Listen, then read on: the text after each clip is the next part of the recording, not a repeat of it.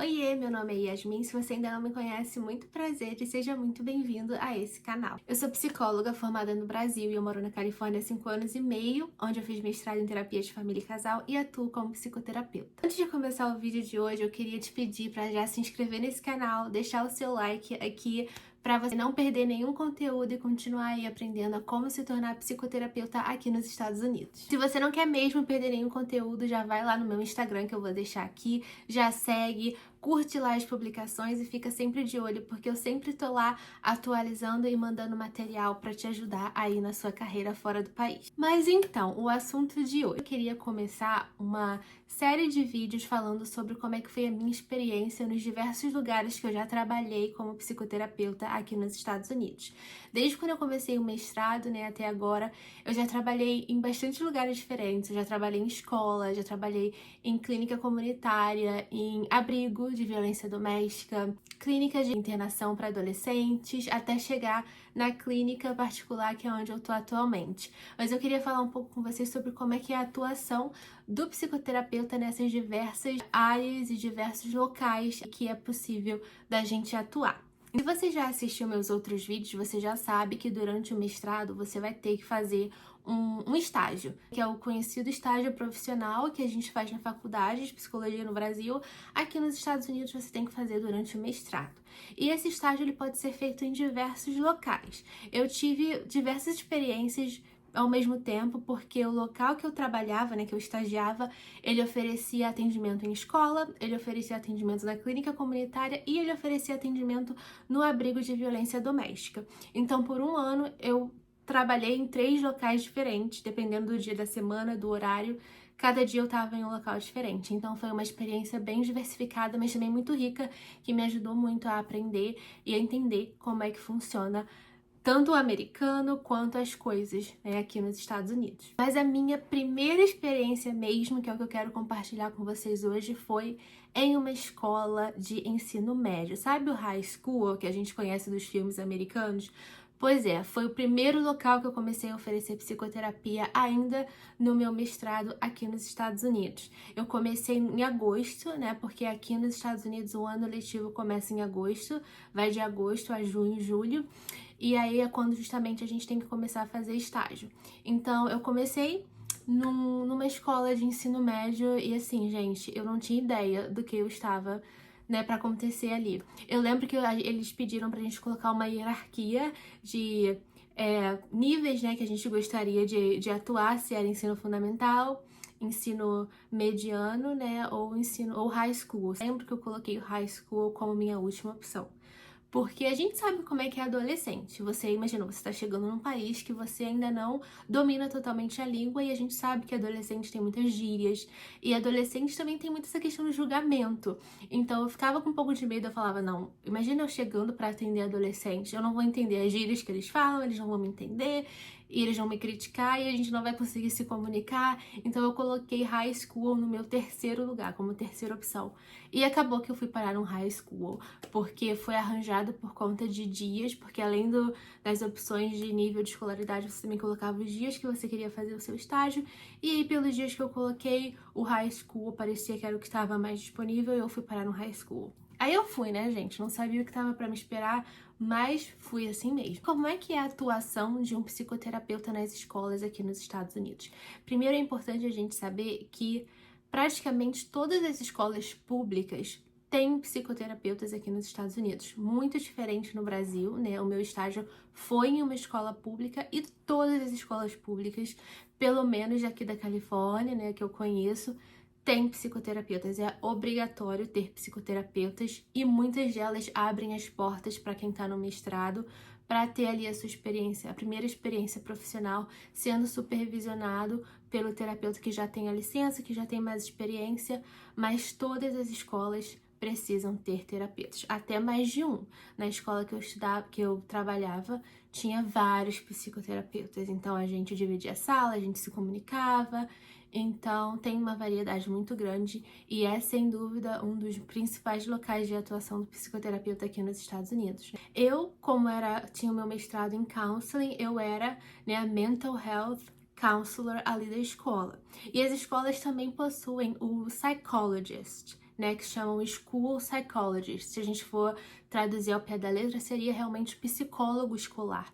Só que o School Psychologist, nas escolas, ele não oferece psicoterapia. O School Psychologist, ele tá lá muito mais para alinhar as questões acadêmicas, sabe? Se tem um aluno com dificuldade acadêmica, o psychologist vai lá, faz a testagem e oferece ali apoio nas questões acadêmicas. Essa é mais a função do School Psychologist. Já o Mental Health Therapist, né, que era o meu caso, quem oferece o tratamento. Ele quem vai se encontrar com o aluno toda semana por 50 minutos para orientar, para oferecer o diagnóstico e o tratamento dos transtornos mentais, tá bom? Então, esse é um papel do Mental Health Therapist nas escolas. E geralmente o que acontece é, o aluno, ele é levado à terapia, você recebe o nome do aluno como referral, né? Alguém referiu aquele aluno para terapia, geralmente é o professor, porque começa a notar que o aluno está com alguma dificuldade ou dentro da sala de aula está apresentando ali algum sintoma que precisa ser olhado e tratado, ou a família. Os pais chegam com aquela demanda, né? Fala que a criança está com algumas dificuldades em casa e precisa de terapia. Aí o paciente vem pra gente. Aí quando a gente recebe o nome do paciente, a gente entra em contato. Como são crianças de menor, é sempre importante a gente pegar o crianças de menor, né? Pessoas de menor. Então a gente tem que sempre pegar a autorização dos pais. A primeira coisa quando a gente recebia o nome do aluno, que a gente recebeu como referral para terapia, a primeira coisa que a gente fazia era encontrar com o aluno para uma conversa, porque a gente também precisa entender se o aluno está interessado em terapia, porque aqui nos Estados Unidos, se a criança tiver 12 anos ou mais, ela precisa também dar um consentimento. Ela não é obrigada a ficar em terapia, tirando algumas exceções, como se for uma criança que está, por exemplo, apresentando risco de vida, né, para sua própria vida, ou um risco para a vida do outro. Nesse caso, pode ser obrigatório que ela faça terapia, mas quando não é caso extremo, ela pode dizer que não quer ou dizer que quer. Então, você tem que conversar. A gente tinha que conversar com a criança para perguntar se ela estava interessada em receber aquele suporte emocional. A gente explicava ali para ela basicamente, né, como é que funcionava o tratamento, os atendimentos, o que seria esperado dela, como que a gente poderia ajudar. E aí no final dessa conversa, se ela falasse que sim, que ela queria receber o tratamento, a gente tinha que pegar a autorização dos pais, e tudo isso por escrito. Então tinha um documento que era levado para a criança, para ela levar para os pais assinarem, e aí ela devolvia aquele documento pra gente, e a gente não podia continuar vendo, né, a criança, atendendo a criança ou adolescente, enquanto ele não tivesse aquele documento assinado pelos pais ali de volta pra gente. Tudo isso é porque, né, a lei que diz assim, a gente tem que ter o consentimento do paciente e dos pais para poder atendê-lo. E com aquilo assinado, a gente entrava em contato com os pais para explicar também como é que funcionaria o serviço e também entender quais eram as demandas, né, da criança, o que os pais observavam em casa, que eles achavam que precisavam de apoio. Então, era um trabalho muito colaborativo com os pais e também com os professores. Geralmente a gente também tinha que ir até o professor, principalmente se foi um professor que fez o referral pra gente, né? A gente tinha que conversar com o professor, tentar entender qual era a dificuldade que estava sendo observado, como que ele achava que a gente poderia ajudar e também fazer um trabalho colaborativo para dizer também para o professor as nossas impressões, principalmente depois que a gente já tinha passado um tempo com o aluno, depois de algumas sessões, a gente também devolvia para o professor, né? É isso que a gente está observando, é isso que a gente acha que o aluno precisa, um suporte emocional, ou talvez, né, algum outro tipo de suporte em sala de aula que poderia ser oferecido para o aluno se motivar e conseguir continuar ali com as suas metas acadêmicas. Então, era um trabalho bem colaborativo. A gente, né, como terapeuta, estava aqui atendendo o aluno, mas trabalhando muito próximo do professor e da família. E a gente também tinha a opção de fazer algumas sessões de família, caso o aluno concordasse, e os pais também. Aí os pais viriam até a escola e a gente fazia algumas sessões de família juntas ali para continuar trabalhando, né, com as demandas do paciente. Então, apesar de ser na escola, era um tratamento que englobava tudo, né? Não era só ajuda em relação aos estudos, era ajuda realmente emocional, comportamental, de que abarcava todas as necessidades da criança fora e dentro da escola. E se a gente notasse que tinha algumas acomodações que poderiam ser feitas para oferecer uma melhor qualidade de educação ou qualidade em termos de escola mesmo para o adolescente, a gente poderia participar de encontros com a direção, com os professores, para poder dizer qual era a nossa impressão e o que a gente achava que poderia mudar. Aqui nos Estados Unidos, eu não sei como é que funciona no Brasil, mas aqui tem o que a gente chama de IEP, que são os Individualized Educational Plan, que são umas reuniões que são feitas com alguns professores, o diretor da escola, o psychologist, o terapeuta, principalmente quando o aluno não está conseguindo avançar, está apresentando alguma dificuldade acadêmica ou emocional. Esse suporte, né, esse time de apoio faz esse encontro para decidir quais são as acomodações necessárias para poder melhorar a qualidade do ensino, do desenvolvimento do aluno. Por exemplo, talvez ele precise de mais dias para entregar os trabalhos, talvez ele precise de uma aula extra de suporte com uma professora ali para poder estar atendendo ele, talvez ele precise de, não sei, muitas coisas que podem ser oferecidas e pensadas juntos ali com o time da escola para tentar, né, ajudar a criança a conseguir atravessar aí os seus anos escolares com mais suporte e tranquilidade. Então, participar de reuniões dos IEPs com esse time também era um dos nossos papéis. Mesmo como estagiário, a gente já participava de tudo isso. E a gente era mesmo tratado como funcionário da escola, tá? Não era, o estagiário não dá trabalho pra ele porque ele ainda tá aprendendo e não sabe. Não. A gente já chega na escola com uma lista. Eles falam, ó, esses daqui são seus pacientes, pode começar. A gente tem um supervisor que vai nos orientar ali em relação ao atendimento, mas é a gente que faz todo esse trabalho de atendimento, né, de terapia, todo esse suporte, é isso, tudo isso a gente que oferece, sem dó nem piedade. Se joga aí e vai fazendo suas perguntas ao longo do processo, mas aqui nos Estados Unidos uma coisa que eu percebi muito é que você aprende literalmente na prática. Eles te jogam ali no mar de tubarões e você vai se virando e vai dando certo. E uma coisa que também pode acontecer, e que aconteceu comigo logo no início, foi essa questão de intervenção de crise. Aqui nos Estados Unidos existem muitos problemas, né? E eu noto que os adolescentes também passam por muitas dificuldades. Essa questão do suicídio, inclusive, também está muito presente.